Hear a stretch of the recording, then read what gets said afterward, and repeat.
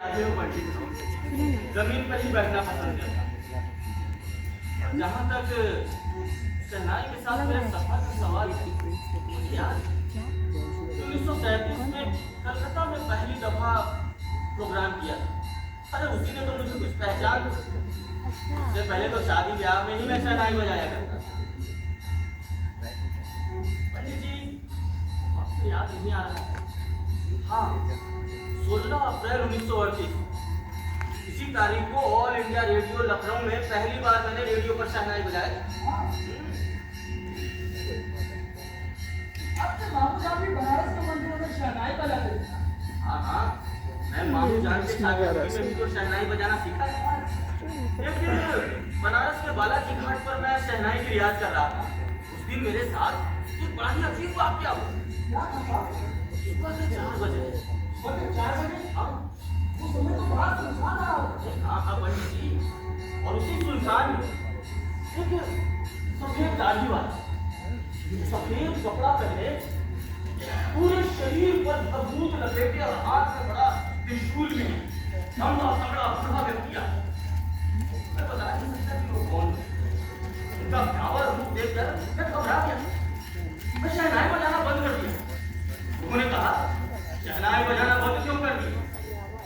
मैंने पूछा कि बाबा आप कौन हैं? उन्होंने कहा, उससे तुम्हें क्या, मैं कोई नहीं। बस ये कहकर एक मुट्ठी भभूत मेरे ऊपर छिड़कर कहा, आज मैं तुम्हें वरदान दे रहा हूँ, एक दिन तुम शहनाई के बहुत बड़े उस्ताद बनोगे।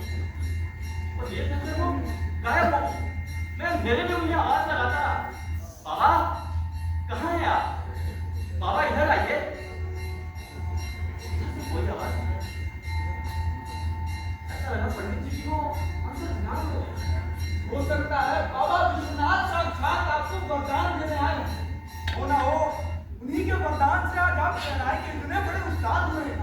हाँ, ये सब तो ऊपर वाली का रहमो करम है। अच्छा एक बात बताइए, आप बनारस अपने मामू जान के यहाँ अकेले आए थे? हाँ, मेरे अब्बा हुजूर मुझे यहाँ अकेले ही लेकर आए। मेरी अम्मी जान के इंतकाल के बाद मेरे अब्बा हुजूर ने दूसरा निकाह कर लिया। घर में सौतेली माँ के साथ साथ एक सौतेला भाई भी आ गया।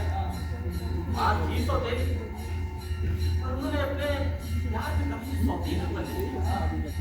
और सौतेला भाई पछोड़ी मियाँ, वो हमसे छोटा था, वही डुमराव में ही रह गया।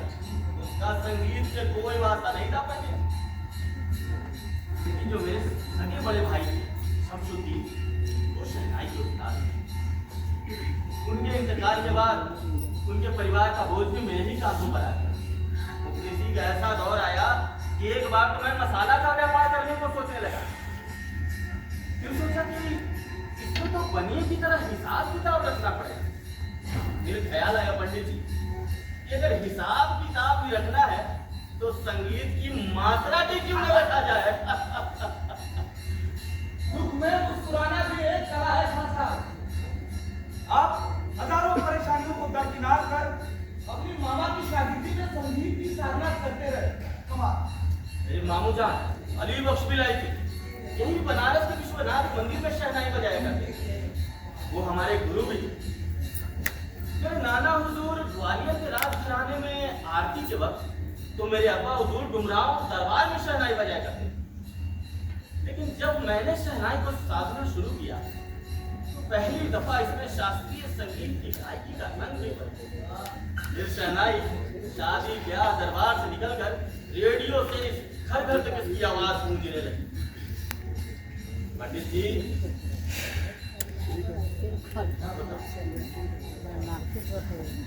खुश हो जाता आपकी हर वक्त रेडियो में पूरी साथ आपको कबूतर से उस्ताद बिस्मिल्लाह खां बनाने में इस रेडियो का सबसे बड़ा योगदान है।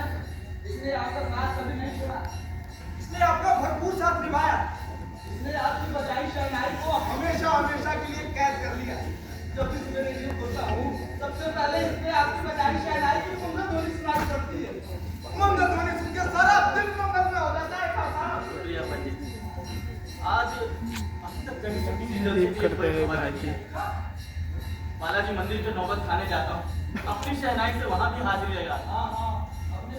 होना हो एक रेडियो जरूर रखता हूँ ताकि गारे पगारे उसमें आपकी शहनाई सुन सकूं। ये तो आपकी चाहत का असर है पंडित जी। आप जाकर बालाजी मंदिर में शहनाई का रियाज कीजिए, तब तक मैं रेडियो पर आपकी शहनाई सुनूंगा। राम राम। Apa